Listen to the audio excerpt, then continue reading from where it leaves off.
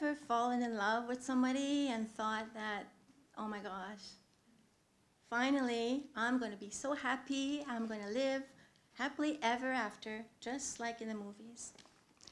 Let me take you back, all the way back, to when I was 17 years old. I was in love with this young man, and he was perfect, I thought. He was smart, knowledgeable, and he was romantic. He would buy me flowers, and he was just the best, right? And I didn't have to pay for anything. Like, I had nothing to worry about. And for the first time in my life, I finally felt peaceful inside. I finally felt peaceful inside. And one night, I was walking home. I was about 2 blocks away from home. And 5 drunk men surrounded me. I could tell they were drunk because I could smell their breath, and they had beers in their hands. And one of them came close to me and said, "I fucked you and I'll fuck you again." I was frightened. I didn't know what to do. I was so scared because for years, as a child, I had been sexually abused by different people from the ages of 3 to 12 years old. So I thought, oh my gosh, they're going to hurt me. So I prayed to God and I said, please God, don't let them hurt me. And I was thinking, why me? Why is this going to happen to me again? So after I finished my prayer, fortunately, they left. And as soon as they left, I ran home. Now I get home and I'm out of breath and I'm in tears. My boyfriend, who was there, he says, "What happened?"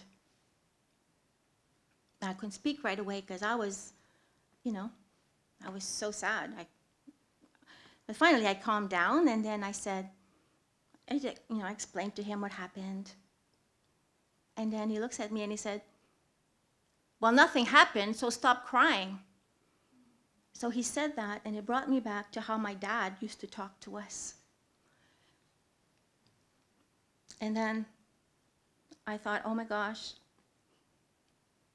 like I felt so scared. I felt threatened, and I really thought that something bad is going to happen. Because when my dad used to talk to us like that, something bad was going to happen. So my boyfriend at the time, he was not comforting me. And guess what he does? He goes to the next room and he watches hockey. And he had never watched hockey before. And he picked that day to start watching hockey. So I go to the bed, and then I was crying like a baby in the pillow. And then I hear some footsteps. And then I said, oh my, he's coming back and he's going to comfort me. But no, that's not what happened at all. He comes to me and he turns me around really abruptly and he slaps me across the face so hard. I was in shock. I was like, what the hell just happened?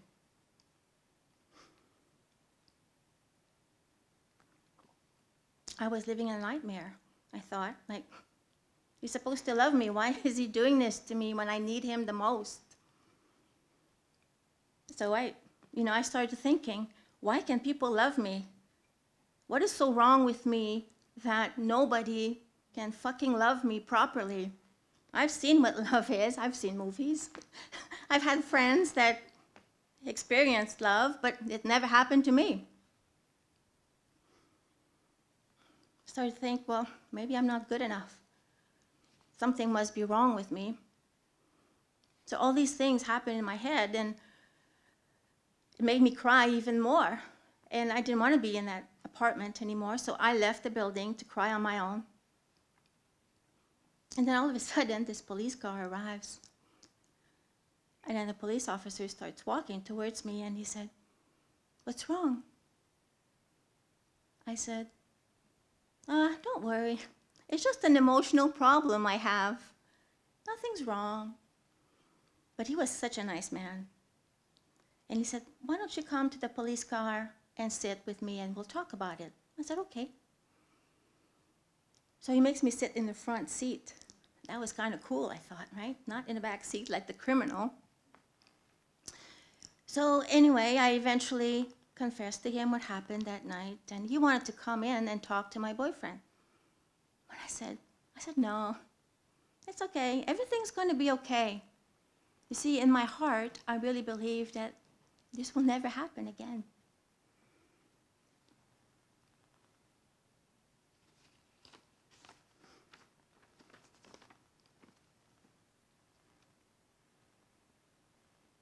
This was the first time. And usually, when there's a first time, there's a second time, and a third, and a fourth, and a fifth, and so on. And it gets worse each time. And that's exactly what happened to me. There were many, many more times. And the more it happened, the more numb I felt inside. I actually shut down my feelings.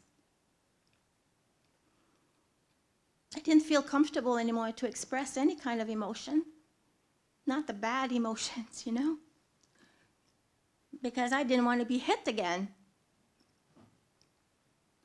I would go to work, and my coworkers would notice the bruises on my face or my arms, and they would say, "Oh, what happened, Lise?" Well, I wasn't going to tell them the truth, so I became the best liar in the whole world. I would tell them stories. Oh, well, the cupboard door in the kitchen was not closed, and I ran into it, So the door was closed, and I just walked in it. I was always denying the truth. Even one of my brothers, I had 5 brothers, but one of them in particular, he noticed the bruises on my arm here that particular time, and he kept asking me, "Who did this to you?" He knew darn well who did it, but he wanted me to say it, but I kept denying it. And my brother wanted me to leave my boyfriend. But what was I supposed to do? Was I supposed to go back home to my very abusive father and my cold-hearted stepmother? I couldn't do that. And I thought for sure that my situation at home with my boyfriend would change. If I loved him enough, if only I can change who I am, stop crying or whatever, I will make him change. I always believed that each time he would lose his temper, it would be the last time. I learned to cover up the pain, and I made up lies for all the questions that were coming at me when my nose was bleeding or bruises all over my body. I wasn't about to tell the truth to anybody.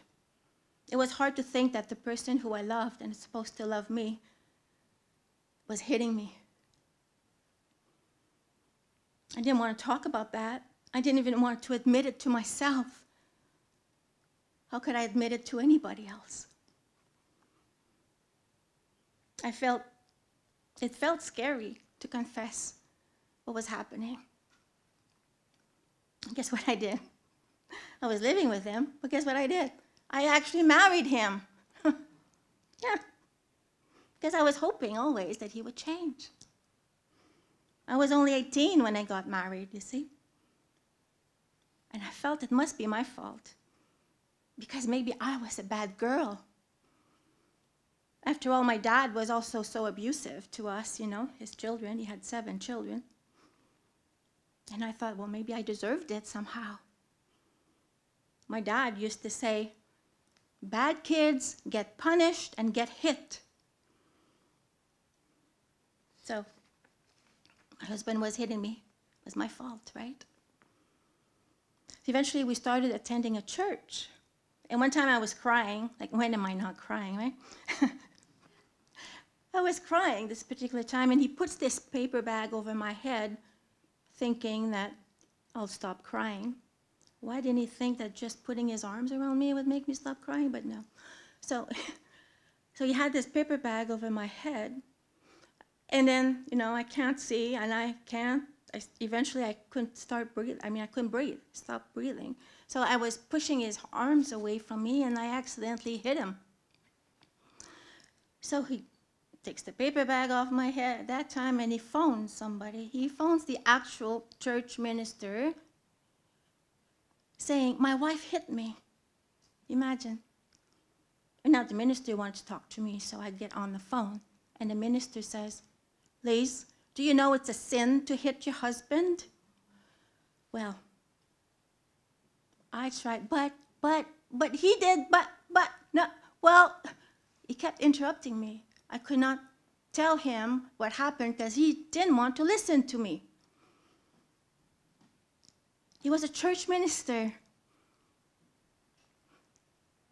I thought that he would be the one, of all people I knew, I thought he would be the one who would help me. But no, the hell continued because of him. Now I thought, well, husbands and men are way more important than women, and especially me.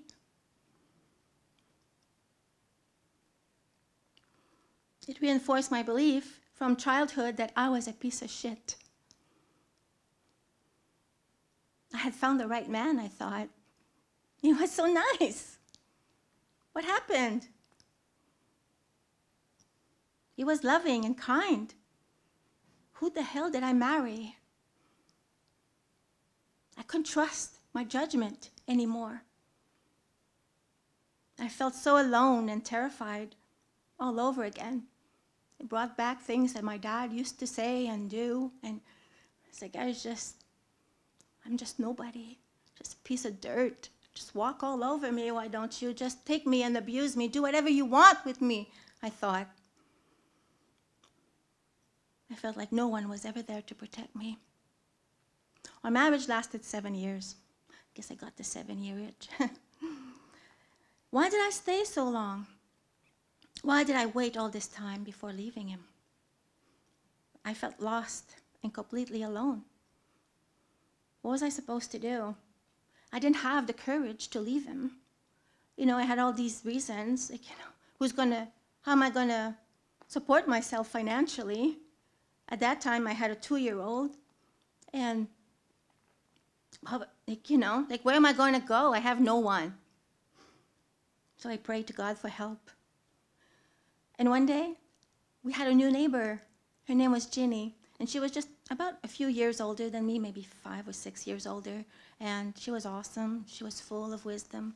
We started hanging out together, and I started trusting her. And eventually, I told her what was happening in my personal life. I had lots of fun with her. I remember her like it was yesterday, but we've lost contact, unfortunately. We used to go dancing together. It was so much fun dancing. And I love dancing, and I had not danced since I moved in with my boyfriend when I was 17. When I was a little girl, I used to dance all the time because dancing is a way for me to express who I am. And it brings joy to my heart when I dance. And I had not done it in so long. So anyway, finally, during my conversations with Ginny, I realized that I did not deserve this. I did not deserve being mistreated like this. And that not everyone hurts people. And the reason I stayed in my marriage so long is that I needed to understand 3 things, which I want to share with you. My first understanding is that we need to start believing that we deserve better and that there is hope out there. When we know that others have gone through hell like this and have come out on the other side, we don't feel alone when we know that, and it gives us hope. When we have hope, we start thinking that, yeah, maybe my situation can change. Maybe I can have a better life. We just need to start seeing a little light at the end of the tunnel and just focus on that light. And my second understanding was that you have to have courage to admit what's happening. It takes courage to face our reality. It really does. I mean, some things that people are going through are horrific. My story is not the worst one. I tell you, it's not.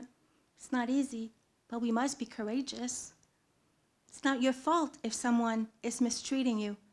You don't deserve it.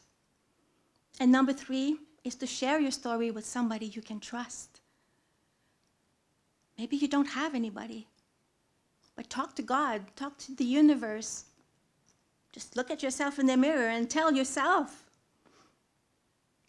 But ask God to guide you to somebody that might be able to be safe enough for you to tell your story to. And if you can't find anyone, talk to me. And this is why I came here tonight, is to share my story with all of you. Because I want you to know that it can be done, that there is life after abuse. And because of my abusive past, it has inspired me to reach out to women out there and help them find their voice and create healthy relationships. You can actually free yourself from the demons of your past, and you can have a wonderful life. What story will you share with people? Thank you.